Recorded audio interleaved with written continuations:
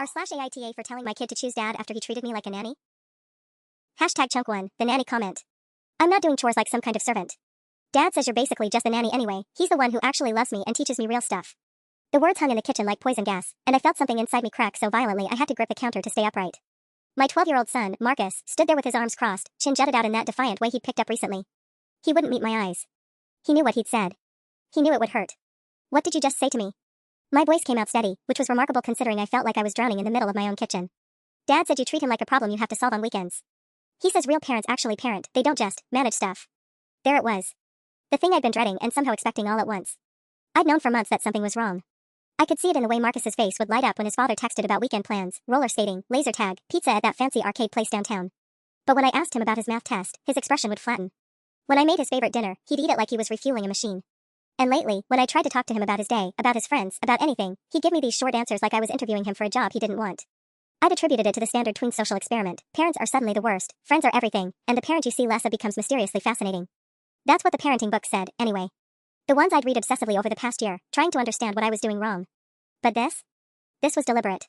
This was my ex-husband's voice coming out of my son's mouth, and it landed like a physical blow. Sit down, I said quietly. I don't want to. Sit down. Marcus slumped into one of the kitchen chairs with all the grace of a bag of potatoes. He was still refusing to look at me, studying his sneakers like they contained the secrets of the universe. I sat across from him and forced myself to breathe. In. Out. In. Out. This was important. This moment mattered. 12 years of moments mattered, every 2 a.m. fever, every school conference, every difficult conversation about friendship drama and bullying and the things that actually keep you up at night when you're raising a human. Your father said that? I asked, keeping my voice level. He didn't say it exactly like that, Marcus mumbled. But basically. He said that you handle the boring administrative stuff and he's the one who teaches me about life. Oh, it was worse than I thought. It wasn't a careless comment overheard and misunderstood. It was a deliberate framing. A narrative. My ex-husband had actually sat down with my son and constructed a story where I was, what? Support staff? A household manager? Marcus, do you remember when you had that ear infection in 3rd grade? Mom. Do you remember? Yeah, but. You remember how you cried because it hurt so much you couldn't sleep. And I sat up with you all night, changed the warm compress every 20 minutes, and held you when you were scared? That's different. It is different. Do you know what your father did that night? Marcus's jaw tightened. He was with his girlfriend. He was. And that's fine, we were divorced, he had his own life. But I need you to understand something. I leaned forward, trying to catch his eyes. Taking care of you when you're sick, making sure you get to your appointments, helping you with homework, listening when you're scared or sad, that's not being a nanny. That's being a parent. That's love in its most practical, exhausting, unglamorous form. Dad said love is supposed to be fun and exciting. Your father likes to be fun. I like to be fun too. But love, real love, is also showing up. It's the person who takes you to get your haircut and the dentist. It's the person who sits with you when you're upset about something that seems small to adults but enormous to you. It's making your favorite breakfast on a Saturday morning even though I'd rather sleep in. It's knowing that you have a soccer game on Saturday and a birthday party on Sunday and your science project is due Thursday, and keeping all of that organized in my head so you don't have to. He said that stuff is supposed to be shared. Yes. It should be shared. And ideally, if we'd stayed married, it would be. But we didn't. And in a custody arrangement, I have you more than he does, which means more of the real, messy work falls to me. That doesn't make it less important. It makes it more important. Marcus finally looked at me, and I saw something crumble in his face. Doubt, maybe. Or the first crack in whatever narrative his father had been building. But it was too late. Because I could feel it now, the anger that had been simmering for months, stoked by every single time Marcus chose to be with his father instead of me, every time he turned his back when I was trying to comfort him, every time I heard about some fun thing they did together while I was managing the actual business of keeping him alive and healthy and safe. You want to know something? I heard myself say. The words were coming out calm, too calm, the way you speak when you're making a decision that you know is terrible and right at the same time. If that's what you believe, if you really think I'm just some hired help, then maybe you should go live with your father full-time. The words landed, and I watched them hit. Marcus's eyes widened. That's not what he started. No, I'm serious. You think Dad is the real parent? Let's see how that works out. I stood up, my hands shaking, and walked out of the kitchen before he could see me cry. #chunk2, the fallout. I made it to my bedroom and locked the door before the tears came. They weren't the kind of tears you cry when you're sad, these were angry tears, the kind that burn your face and make your whole body shake. I sat on the edge of my bed and let myself fall apart for exactly 7 minutes. I timed it. Because I'd learned years ago that if you don't set a limit on your own breakdown, you'll sink into the mattress and never come back up. When the 7 minutes were over, I washed my face, looked at myself in the mirror, red-eyed, blotchy, looking every one of my 34 years plus interest, and tried to figure out what the hell I'd just done. I'd told my son to go live with his father. I'd actually said those words out loud. The words every parent fears will come back to haunt them, the nuclear option you threaten in your worst moments but never, ever mean. Except I wasn't sure I didn't mean it anymore. My phone buzzed on the nightstand. A text from an unknown number, well, not unknown exactly, but one I hadn't texted in months. My ex-husband, Craig. Marcus just called me upset. What happened? Of course Marcus had called him. Of course he'd already run straight to his real parent to tattle on me. I stared at the message for a long time before responding. I typed and deleted 3 different responses. Finally, I just wrote, ask him yourself. The little dots appeared immediately. Then disappeared. Then appeared again. Asterisk, are you serious right now? He's crying. What did you do, asterisk? What did I do? The question made my hands clench into fists. I did 12 years of everything. I did midnight fevers and permission slips and conversations about why Tommy Chin wouldn't sit with him at lunch. I did the boring, vital, endless work of raising a human being while Craig got to be the weekend hero who swooped in with adventure and 0 consequences. I typed, asterisk, I told him what he wanted to hear. That maybe he should live with you, asterisk. 3 dots. Disappearing. Reappearing. You can't be serious. I set the phone down without responding. For the next hour, I sat in my bedroom in a kind of numb fog. I could hear Marcus moving around downstairs, presumably waiting for his father to arrive and rescue him from his terrible, nanny-like mother. I heard the front door open around 6:30 p.m., earlier than the usual Friday pickup time, and Craig's voice in the hallway, doing that weird false cheerful thing he does when he's trying to seem like he has his parenting situation under control. Hey buddy, what's going on? Your mom said, well, she didn't really say anything, but you sounded upset on the phone. I pulled my door open just a crack, enough to see them. Marcus was sitting on the couch with his arms wrapped around himself, looking smaller than he had in months. Craig was in that full dad mode costume, the khakis that showed he was taking this seriously, the I'm listening posture that made my stomach turn. She told me to go live with you, Marcus said, his voice small. She said if I think you're the real parent, then I should just go. Craig looked up toward my bedroom door. I pulled back quickly. Okay, Craig said, and I could hear the careful processing in his voice. Okay. That sounds like you guys had a pretty big fight. Why don't you tell me what happened? Start from the beginning. I closed the door and sat back down, trying not to listen to the murmur of their conversation below. But of course I listened. I heard Marcus explaining about the chores, about the comment he'd made, about how I'd snapped at him. And I heard Craig say, and this was the part that made my chest tighten, well, your mom is under a lot of stress. Custody arrangements can be really hard for parents. It doesn't mean she doesn't love you. It doesn't mean she doesn't love you. As if I needed my ex-husband to explain my love to my own child. They left about 20 minutes later.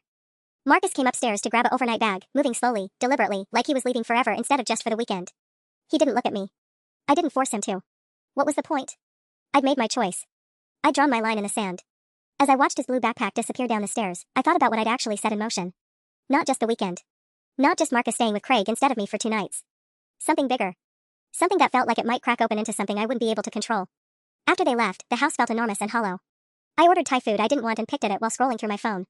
There was a text from my best friend, Jen, asking about my evening plans. I didn't respond. There was an email from Marcus's school about a field trip permission form. I stared at it for a long time, wondering if I should forward it to Craig or if that was part of the nanny duties I was stepping back from. Around 9 p.m., Craig texted again, asterisk, we need to talk about this. Seriously. Call me, asterisk. I didn't call. Instead, I lay in bed and stared at the ceiling and tried not to think about the fact that I'd just weaponized my own son against his father. Or maybe against myself. At this point, I wasn't sure there was a difference. The thing was, I wasn't actually sure what I wanted to happen. Did I want Marcus to come back to me apologizing? Did I want him to realize that his father couldn't actually handle the daily reality of full-time parenting and come crawling back? Did I want to teach him a lesson he'd never forget? Or had I just blown up the one relationship that mattered more to me than anything else in the world? By midnight, I still didn't have an answer. And that silence, that echoing, terrible silence in my empty house, felt like the answer itself. Hashtag chunk 3, the experiment begins. The next morning, I woke up to my phone buzzing on the nightstand. It was 6:47 a.m. A text from Craig, asterisk, Marcus wants to stay through next week. Says he wants to try living here full-time. We need to discuss this properly, asterisk. I read it 3 times. Then 4. The words didn't change. I want to say I felt vindicated. I want to say some part of me thought, good. Now you'll see. But mostly what I felt was a hollow, sickening panic that made it hard to breathe. I got out of bed and went downstairs to make coffee I didn't want, moving through the kitchen like a ghost in my own house. A week. He wanted to stay for a week. The thing was, I'd said those words, asterisk, go live with your father, asterisk, in anger. I'd meant them in the moment, sure, but I'd also meant them as a threat. Threats have an expiration date. You throw them out, someone cries, you apologize, you move forward. You don't actually follow through. That's not how parenting works. That's not how love works. Except I'd already decided that I was going to. Somewhere in those 7 minutes in my bedroom, somewhere in the fog of rage and exhaustion and years of thankless work, I'd made a choice. And now I was trapped by it, trapped by my own pride and my own terrible, righteous anger. My fingers hovered over the phone for a long time before I texted back, that's fine. 2 words. 2 words that felt like I was stepping off a cliff. Craig didn't respond immediately. When he did, 20 minutes later, it was just, we'll talk this week. I set the phone down and finished my coffee. Then I did something I hadn't done in years. I cleaned the entire house with the precision of someone preparing it for inspection. Not because it was dirty. I'm an obsessive cleaner when I'm anxious, something Craig used to joke about until I realized he was mocking me for it, but because I needed something to do with my hands. I needed to move. I needed to prove to myself that I could exist in this space without Marcus in it. By 10 a.m., my house looked like nobody actually lived there. Cushions were fluffed. The kitchen gleamed. Even Marcus's room, which had been in that particular state of organized chaos that belongs to 12-year-old boys everywhere, was now neat. I stood in the doorway and felt something inside me crack a little. This was stupid. This was insane. I should call Craig. I should tell him this was a terrible idea, that Marcus should come home, that we'd all had a moment of weakness but now we needed to be rational. But I didn't. Instead, I called my office and told them I'd be working from home for the next week. I said there was a family situation that needed attention. It was technically true, though the attention I was giving to it was probably going to make everything worse. The week crawled by. Monday was the worst. I kept waiting for Marcus to call. Or text. Or for Craig to drive him back and say this wasn't working. But neither of them did. I got a casual text from Craig on Monday afternoon, * Marcus is doing homework. Says he feels more relaxed here, *. Relaxed. As if my presence, was somehow causing him stress. Tuesday was worse. I drove past Craig's house at 4:30 p.m. when I knew Marcus would be there. I sat in my car, parked 3 blocks away, like some kind of deranged stalker, and watched a silhouette moving past the window. He seemed fine. He seemed happy, maybe. That was the part that gutted me, that he seemed fine without me. By Wednesday, I'd stopped pretending I was working from home. I was just home. Sitting in it. Staring at walls. I'd cleaned everything twice already, reorganized my closet, deep cleaned the oven, gone through old photo albums. I'd done everything except call my son. That was when Jen showed up at my door. I hadn't responded to her texts in days, but apparently that wasn't going to stop her.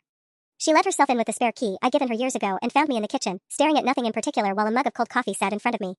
Jesus Christ, she said. You look terrible. I feel great, I said. It was the first lie in days, but it felt important to keep lying. Jen sat down across from me and didn't ask. She just waited. That's the thing about having a best friend for 15 years, they know when to push and when to sit in the silence with you. I told Marcus to go live with his dad, I finally said. She didn't look shocked. Okay. And he's doing it. He's been there since Friday. He's staying through this week and it seems like he might be staying longer. Okay, she said again, and this time I could hear the careful therapist voice she uses when she's choosing her words. Tell me what happened. So I did. I told her about the nanny comment, about my explosion, about the nuclear option I dropped on my own child. I told her about watching him leave with his overnight bag. I told her that I'd driven past Craig's house like some kind of obsessed person.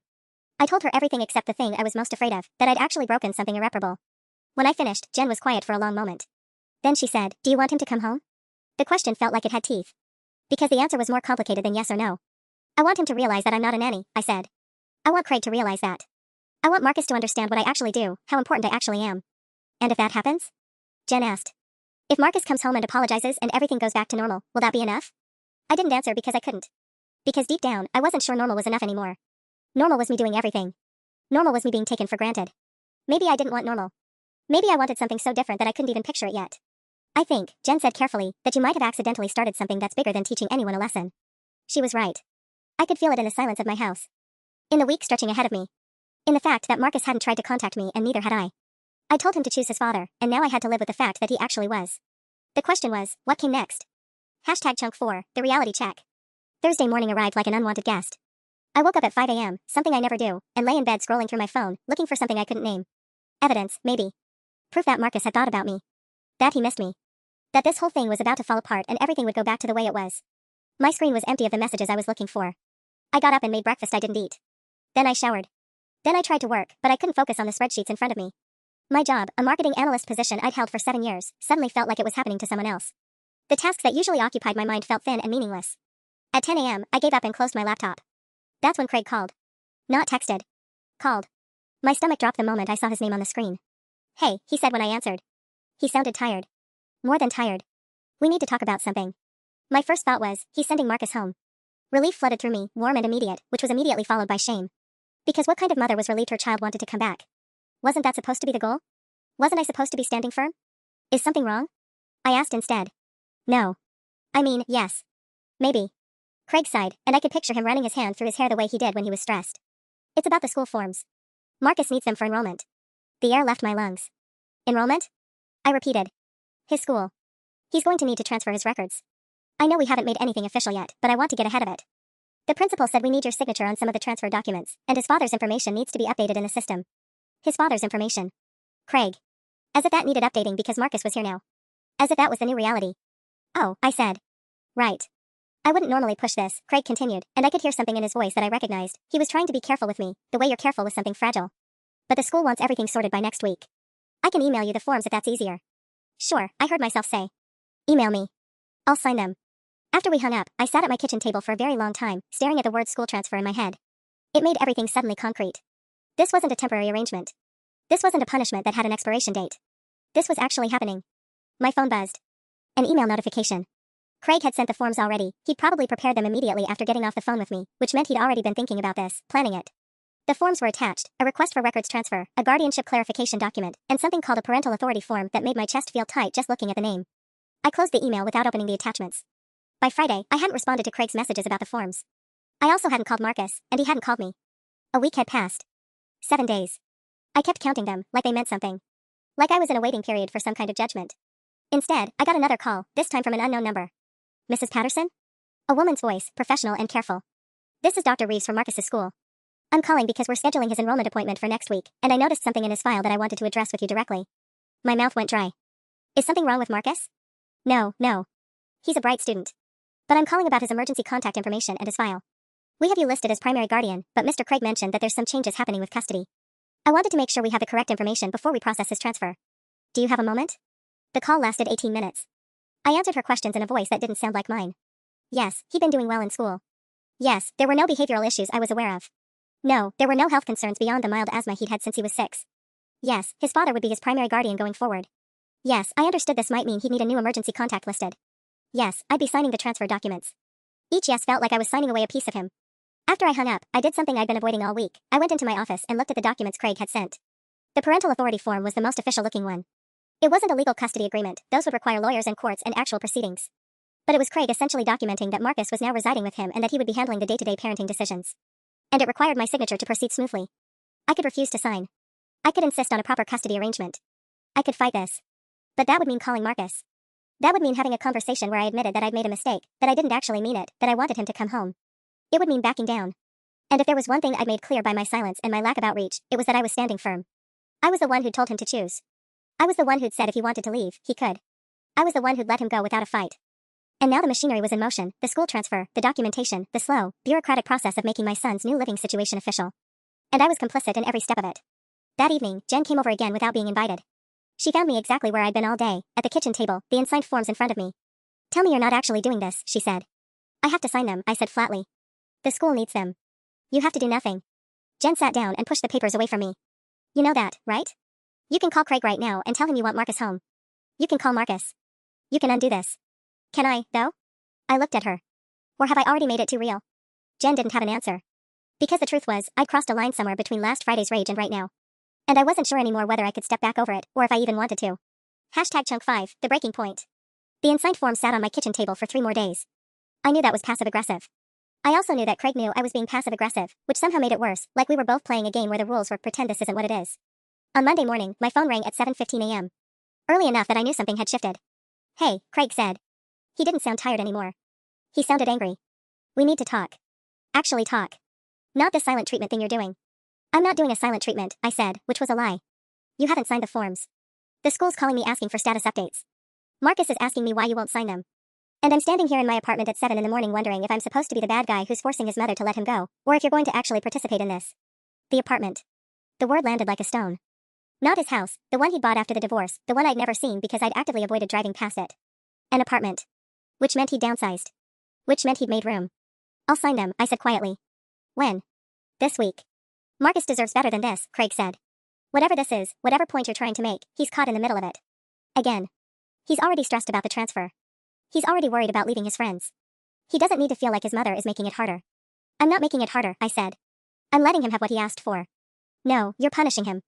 And me. And I get it, I deserve it, but Marcus doesn't. The phone line hummed between us. He called me last night, Craig continued, and his voice had changed. It was softer, but somehow that made it worse. He was worried that you were mad at him. That you hate him for choosing me. I had to spend 40 minutes convincing a 12-year-old that his mother doesn't hate him. My throat closed. Did you tell him I don't hate him? I asked. It's not my job to tell him that. That's your job. He hung up after that. Not angry hung up. Just hung up. Like there was nothing left to say. I called Marcus. He answered on the 3rd ring, and the sound of his voice, cautious, uncertain, like he was bracing for impact, made my chest crack open. Hi, Mom, he said. Hi, honey. There was a long silence where neither of us seemed to know how to exist in the space between what we'd said to each other last Friday and what we needed to say now. Are you mad at me? He asked finally. No. No, sweetheart, I'm not mad at you. Dad said you might be. Your dad was wrong about that. Another silence. I could hear him breathing on the other end, could picture him sitting in Craig's apartment, which I still hadn't seen, which suddenly felt important and impossible. When are you going to sign the forms? Marcus asked. The question was so practical, so pragmatic. He'd moved past the emotional minefield straight to logistics. He was doing what I'd taught him to do, handle the difficult things head on, manage the problems, take action. He was 12, and he was already better at accepting consequences than I was. Today, I said. I'll sign them today and email them to your dad. Okay. Marcus, I want you to know, I started, but I didn't know how to finish.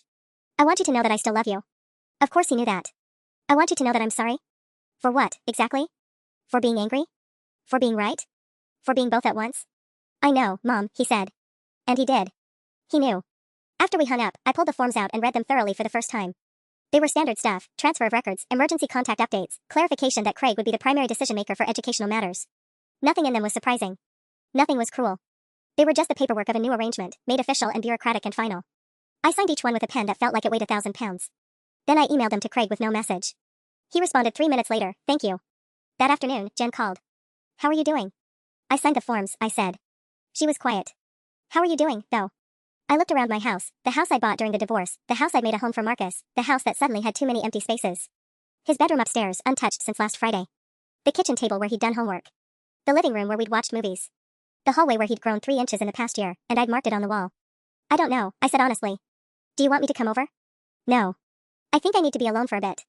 After we hung up, I did something I'd been avoiding. I went upstairs to Marcus's room. Everything was exactly as he'd left it. His soccer posters on the wall. His bookshelf overstuffed with graphic novels and fantasy series. His desk with a half-finished model airplane he'd been building for 2 months. His bed, unmade because he'd gotten up in a hurry that morning last Friday, rushed and angry and certain. I sat on the edge of his bed and let myself cry, not the angry, righteous tears from last week, but the kind that come when you realize you've broken something you can't fix just by apologizing. The problem was, I was still angry. Not at Marcus. Not even really at Craig anymore. I was angry at the situation, at the unfairness of being the parent who did the work and got no credit. I was angry at myself for choosing this method of proving a point. I was angry at how easily Craig had accepted that I was willing to let Marcus go, which meant either he'd never believed I was essential, or he'd been desperate enough to take the out I was offering. My phone buzzed. A text from an unknown number. It was a photo of Marcus at what looked like his new school orientation. He was standing in the hallway looking uncertain, holding a schedule, his hair sticking up in that way he hated. Craig had sent it with a caption, "First day at orientation. He's nervous. Thought you'd want to know." I stared at the photo for a long time. Then I downloaded it and set it as my phone's lock screen, and I let myself fall apart completely. #chunk6, the quiet after. The week Marcus moved his things out was the worst kind of quiet. Craig came on Saturday morning with a rental truck. I'd made sure to be in the backyard when they arrived, ostensibly weeding the garden but really just trying not to watch. I could hear them inside, Marcus's voice, higher and more uncertain than usual, asking, "Does Dad think this will fit, and should I bring the desk lamp?" The sounds of my son being methodically removed from the life I built for him, one box at a time. "Jen offered to come over and be there for you, but I told her no. I didn't want witnesses. I didn't want to have to perform grief or anger or any of the things I was supposed to be feeling. Mostly, I felt numb. The kind of numb that comes when you've spent all your emotional currency and the bank is closed." Around 11 a.m., Marcus came out to the backyard. He was wearing one of the new shirts Craig must have bought him, something more cool than what I would have chosen, with a brand I didn't recognize. He looked older in it. Or maybe he just looked older because I suddenly couldn't see him every single day. "Dad wanted to know if you have the laptop password," Marcus said. He didn't look at me directly. His eyes fixed on a point somewhere past my left shoulder. "It's taped to the bottom of the monitor," I said. "In the office." "Okay." He shifted his weight. "I thought I'd say bye before we left." "Okay," I repeated, because I couldn't figure out what the right words were. "I love you" felt insufficient. "I'm sorry" felt like I was apologizing for something I wasn't actually sorry for. "Come back" felt like begging. "I'm gonna miss my room," Marcus said finally. "I mean, not like, my room, I'll have a room at Dad's. But this room. Where I grew up." The past tense in that statement hit me like a fist. He'd grown up. Past tense. Finished. Done. And I'd somehow managed to be the catalyst for marking that ending. "You can come back anytime you want," I said. "Visitation is in the agreement. You know that." "Yeah, I know." He was quiet for a moment. I was thinking about the marks on the doorframe. From when Dad measured my height. "Are you going to paint over them?" I hadn't thought about that. The doorframe in my office where I'd been marking his height since he was 4 years old. A physical record of time passing, of growth, of all the small moments that added up to raising another human being. The idea of painting over it made me feel like I couldn't breathe. "I won't paint over them," I said quietly. "Good." He nodded, like I'd passed some kind of test. "That's good." Craig appeared in the sliding glass door, and Marcus's attention snapped toward him like a magnet. "We've got most of the boxes loaded," Craig said. He didn't come all the way outside. Didn't try to approach me. Just stood in the threshold like he was already half gone. "Marcus, we should probably head out soon. Traffic." "Okay." Marcus took a step back toward the house, then stopped. "Mom? I know things are weird right now. But I do still. I mean, you know that I care about you, right?" It was such a careful statement. So measured. Like he'd rehearsed it or gotten permission to say it in exactly that way. And maybe he had. Maybe Craig had told him to make sure I knew he still cared, to soften the blow, to keep me from completely falling apart. Or maybe Marcus, at 12 years old, had learned from watching me handle difficult things that you manage the problem people with reassurance and careful words. "I know," I said. "I care about you too, Marcus. That hasn't changed." He nodded and went back inside, and I watched through the glass as Craig put a hand on his shoulder and they disappeared toward the truck. I heard car doors close. The engine start. The sound of gravel beneath tires as they backed out of my driveway. I didn't watch them leave. Instead, I went back to the garden and pulled weeds until my hands bled and my back screamed and the sun was high enough that I was getting burned. A small kind of suffering. The kind you could control and stop whenever you wanted. That night, the house was so quiet I could hear the ice maker in the refrigerator. Every creak in the old foundation sounded like someone moving through the rooms. I found myself standing outside Marcus's door for almost an hour, not going in, just standing there. The temptation to touch his things was almost overwhelming, to sit at his desk, to look at his half-finished model airplane, to sleep in his bed like I could somehow absorb the fact of him through proximity. I didn't. That felt like grief I hadn't earned yet. Instead, I called my boss on Sunday and asked if I could start working from home more. All of my job could be done remotely, I pointed out. It would be more efficient. He agreed immediately, which should have felt like a win but mostly felt like erasure. Like I was removing myself from the world because the world didn't need me in it anymore. The first email came on Monday. An update from Marcus's new school about orientation schedules and dress codes and parking information. Not from Marcus, from Craig, CCing me on the enrollment information like I was just another adult to keep informed. The subject line was new school, FYI, and there was no personal message. Just data. I was supposed to receive updates about Marcus's life in email form now. Reduced to information. Delegated to the secondary party. On Tuesday, Jen texted, haven't heard from you in days. Let's get coffee? I didn't respond. What would I say? That I'd gotten what I wanted and it turned out to be exactly as hollow as everyone had warned me it would be? That I'd taught my son a lesson about consequences and somehow managed to teach myself one too? That night, I was lying in bed scrolling through my phone, looking at the photo Craig had sent me again, the one of Marcus at orientation, when a text came through. Not from Marcus. From Craig. He's asking when he can see you. I told him that was up to you. He's your son. I won't use him as leverage. I hope you won't either. I read it 3 times before something in my chest cracked. Because Craig, infuriating, dismissive, easy Craig, had just done the one thing I hadn't expected. He'd held up a mirror to exactly what I'd become. And I couldn't look away. #chunk7, the mirror cracks. I didn't sleep that night. I kept rereading Craig's text, which somehow made it worse. Not worse in the way I expected, not worse because he was being sanctimonious or superior. Worse because he was being decent. And decency from Craig, after everything, felt like an indictment I couldn't argue with. * he's your son. I won't use him as leverage *. The implication was clear, but you will. I wanted to text back something sharp. Something that would make him understand that he didn't get to suddenly be the reasonable one, that he'd spent years being the selfish parent and now he wanted credit for basic human decency? But I didn't. Because I knew, had known for a while now, that I'd forfeited my right to call out his behavior when I'd become this version of myself. By Wednesday morning, I still hadn't responded. I'd written draft messages 17 times. Everything from bring him over Thursday to longer paragraphs explaining that I needed time, that this was complicated, that he didn't understand what it felt like to be erased. I deleted all of them. Nothing I said would change the fact that Craig was right. And nothing I said would unfork this road I'd chosen to walk down. The house felt different now. Not just emptiness I could have managed. It felt like a museum dedicated to a life that no longer existed. I'd moved through the rooms trying not to acknowledge how much space there suddenly was. How little of my identity had existed outside of motherhood. My job. My house. My carefully maintained routines. Without Marcus, I was just a woman who worked on her laptop in a quiet house and watered plants that didn't need her. On Thursday, I got home from a grocery run and found something on my doorstep. A manila envelope, handwritten with my name in Marcus's careful script. I knew it was from Marcus because Craig's writing was more careless, and besides, Craig wouldn't have left it this way. He would have texted, would have asked permission, would have given me warning. Inside was a stack of drawings. Sketches, mostly, but detailed ones. There was the house, my house, from the front, with a garden I'd been obsessively maintaining rendered in tiny, precise lines. There was my office door with the height marks on the frame, each one labeled with a year. There was the kitchen table where we used to do homework together. And there was me, drawn from behind, tending to the garden. I was wearing the old sun hat I'd had for years. My hands were in the dirt. At the bottom of the stack was a letter, folded in thirds. Mom. *, I drew these because I wanted you to know that I see you. That I notice the things you do. Dad says I should be honest about my feelings, and my honest feeling is that I miss our house and I miss you being in it. Not like it was a bad thing or you were the problem. But because it was home and I don't think home is home anymore. I don't know if that makes sense *. Dad says I can ask you about coming over.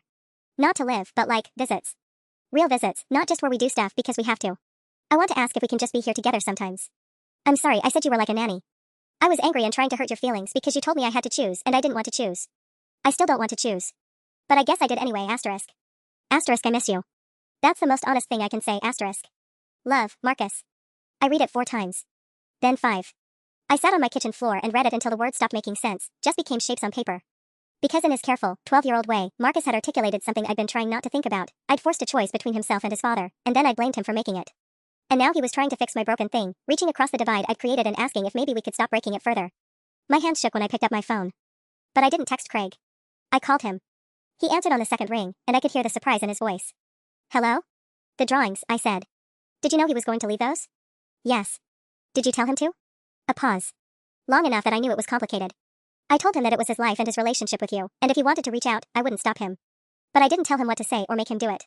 That was all Marcus. I could hear the echo of sincerity in his voice, and it made me angrier somehow. Not at him, at myself. Because he was being the parent I'd stopped being.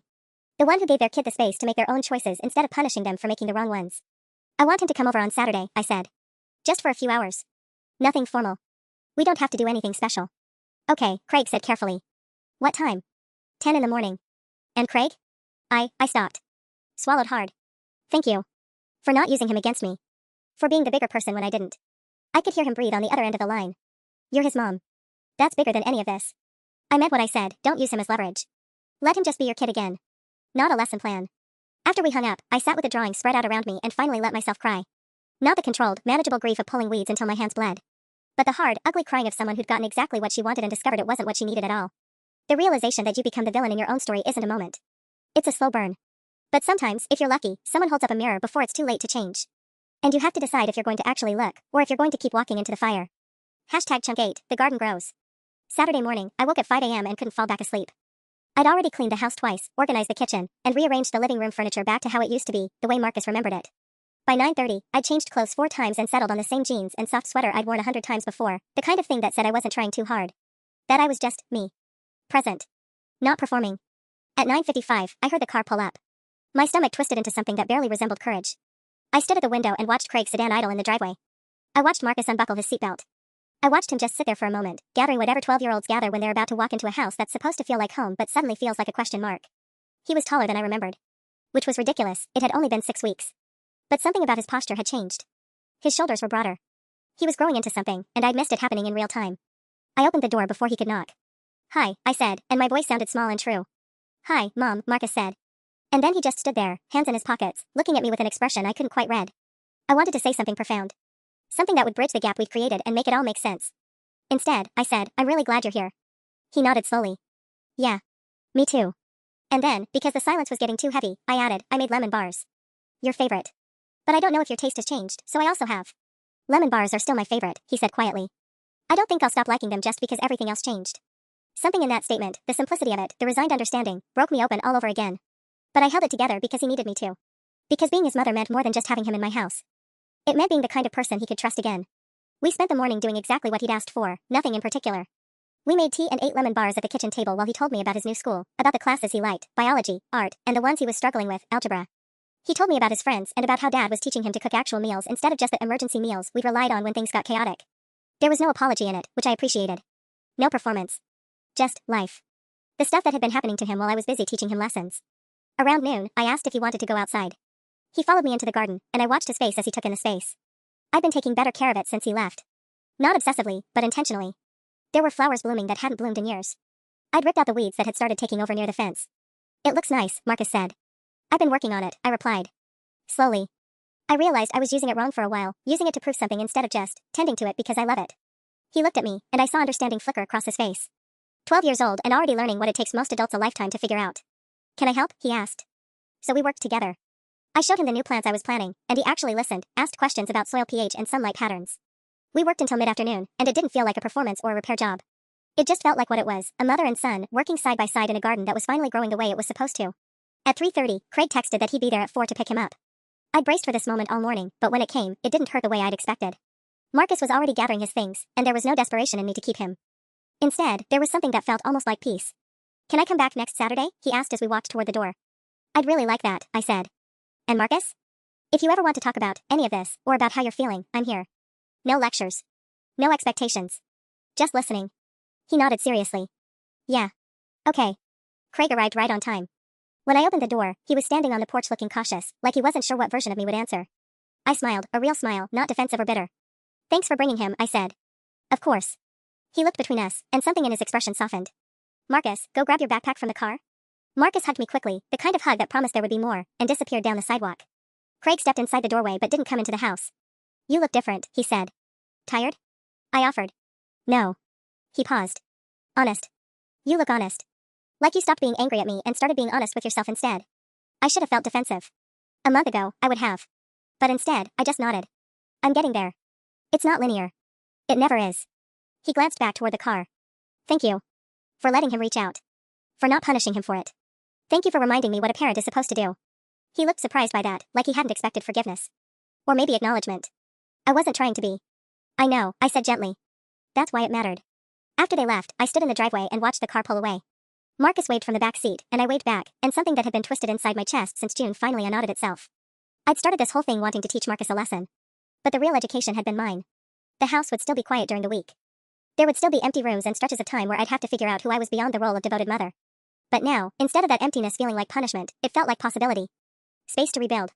Time to become the person my son needed, not through grand gestures or calculated lessons, but through the slow, unglamorous work of just showing up and being present. I went back inside and looked at the drawings Marcus had left, still spread out on my kitchen counter.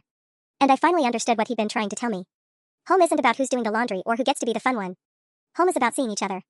Really seeing. And letting that be enough.